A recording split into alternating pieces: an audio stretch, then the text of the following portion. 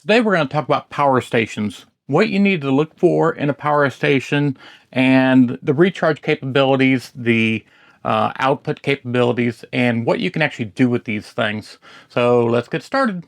So this one was given to me by ALLPOWERS, and I checked a lot of criterias for, like a bunch of different brands, and ALLPOWERS seemed to be like the middle price area, but had a lot of features. And there's a lot of features that you really need, like recharge rates. So for example, this thing has 1500 watts of recharge power, which means that when you're 0% battery capacity, you can charge this to 80% in like 40 to 45 minutes. So it's very fast for recharge. And why would that be good is, you're camping and you need to go out and recharge this at some source you find, and because your campground doesn't have power. Well, you don't have much time out, maybe going to lunch or something. You don't have much time out, and this will give you 80% in 45 minutes. So you can go have lunch, recharge this thing to 80%, and that's why it's very important to have a fast recharge rate. Now you can also recharge this with solar power, and it has a solar port on the side here, and the solar port gives you 650 watts of input power for charging by solar. So that's pretty nice that you can recharge this thing in a day at your campsite from the solar panels. You really need a higher 650 watts of power for a recharge rate anyway for getting these things recharged, because there's a lot of power in there, but you need a lot of power to go into it. So features that you really need, and I think that the bare minimum you want is 1200 watts of inverter power. So these outlets should be 1200 watts minimum, and these are 1500 watts, which is perfectly fine. You can do a lot of stuff, and I'm going to show you a lot of the equipment you can run off of this, off of 1500 watts, and it's 3000 peak watts. So if you have something that peaks out and then it comes down, like power equipment, you can actually run a drill or a lot of power equipment off of this saw, because of that peak 3000 watt power. Recharge things, you can recharge your phones on the top. So it's got two cordless wireless areas for your phones to recharge on the top.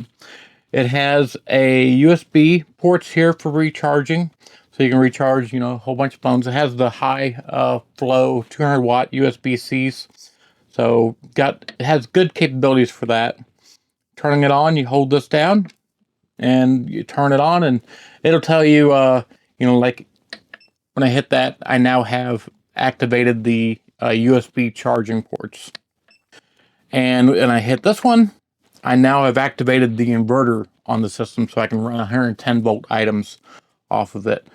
It also has a Bluetooth interface. So what's cool about that is you can turn these ports on and off by Bluetooth app. So let's say an example is you're in your tent, or this is off on another section, or it's kind of in a hidden compartment on a smaller travel trailer. You can't really access it easy, and you want to click this thing on in the morning to run your coffee, or to turn on a heater just for a short time while you're getting dressed in the morning.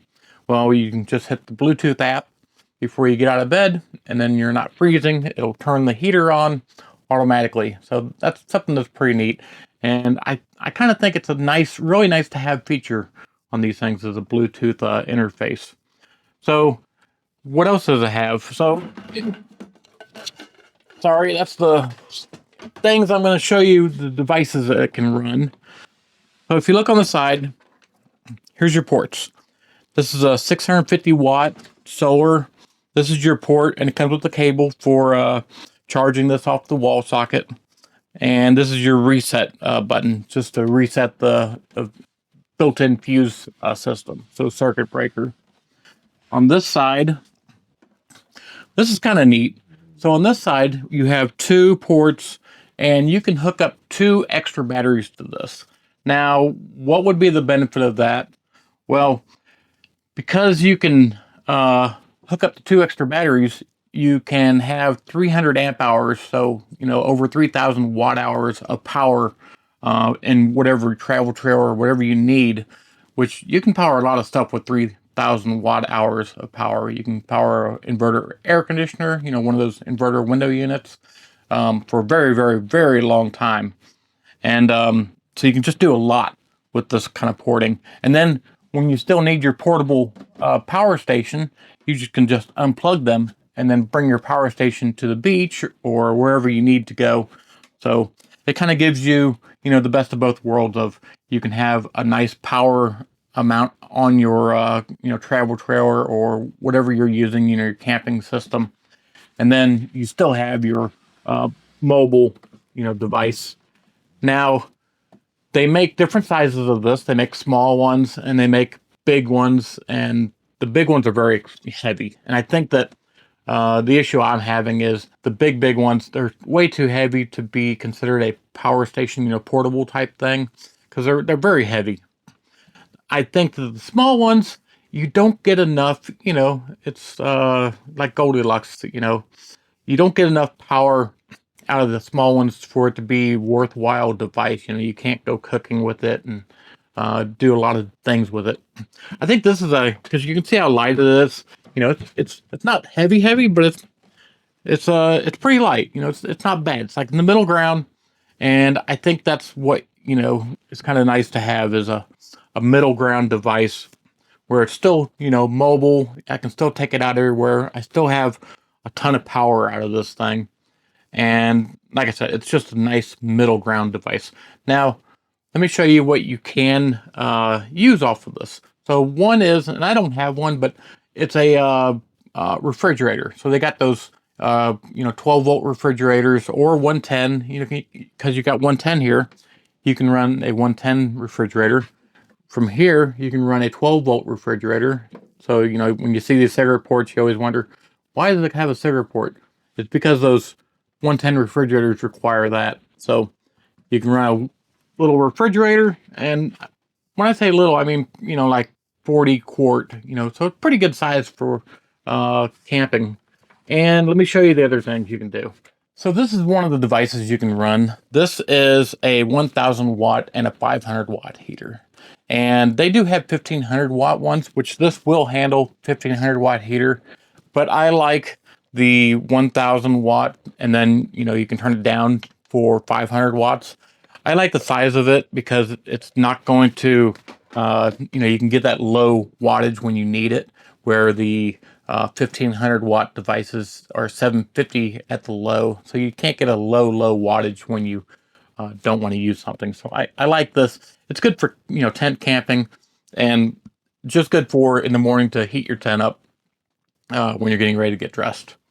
Now, believe it or not, this is nice. And what I like about this is 11 inches. It's not a 12-inch skillet. And the reason why that's great is this thing draws about 800 watts of power. And the 12-inch skillets draw 1,500 watts of power. Tons of power. So when you are limited on the amount of power, I can have 1 inch smaller and have only 800 watts of power draw. And it does cook very well. I've been using this. It cooks even, so I like that. This is something else also that's cool is, and again, low wattage is your key for these things because you can't run these things nonstop. This is a Keurig coffee pot. This thing uses 800 watts of power. And the cool thing is, because it's a Keurig, it turns it on, uses the 800 watts of power, and then it turns off. So it's for like maybe, a minute and a half, it's running 800 watts of power. And with this device, you can probably cook, probably 70, 75 cups of coffee, before running the battery down. So you can cook a lot of cups of coffee with this. And this is for one of my kids, and it's kind of nice for this too. So this is a pot for boiling water. Now you can do many things with boiling water. The cool thing is I can cook ramen soup for my kids. I got one kid that loves ramen soup and has to have it all the time. This thing only runs, I want to say it was like 400 watts. So it's really, really low on wattage. And to keep it warm, it's 200 watts. So it's, like I said, low wattage. And I think that's what you need to, keep in mind when you do this type of device, because you're using this, you got something like this, and you just need to keep in mind, low wattage, because you can do everything. Like I said, you've seen everything you can do. You can do a lot of stuff. And another thing is you can hook floor lamps or lights, that are 110.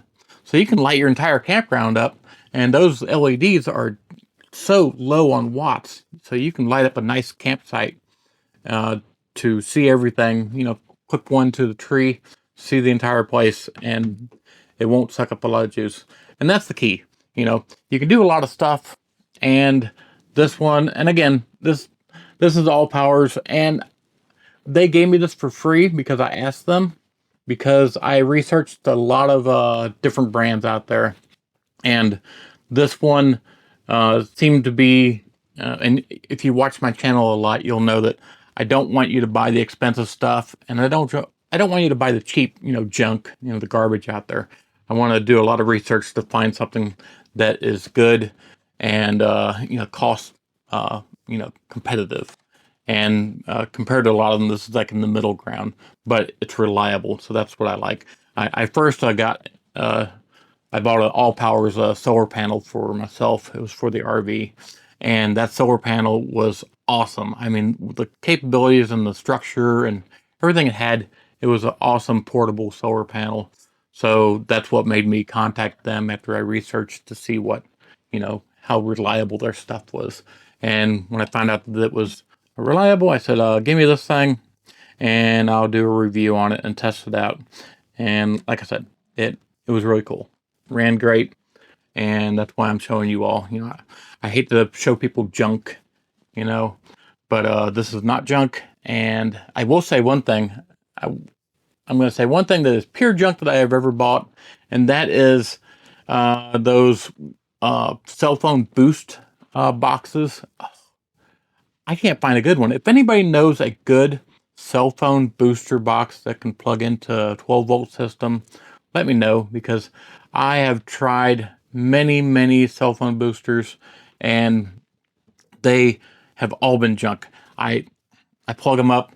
I have maybe 1 bar where I'm at, and I tested the zone, to see if I had 1 bar, made calls, and then I hooked the booster up and I still had 1 bar, and some of them I even had less. I don't know why. Maybe they interfered with the system. But yeah, let me know if anybody knows a good 12-volt cell phone booster, because I'd like to find one. I know the $20, those things are garbage, and even $50, you're kind of floating in the garbage area. I think you probably got to spend at least $100 for a good one. So let me know on that.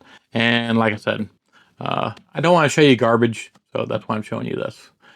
And if you like what we're doing, you know what we're going to say. Please subscribe, because you all make it happen.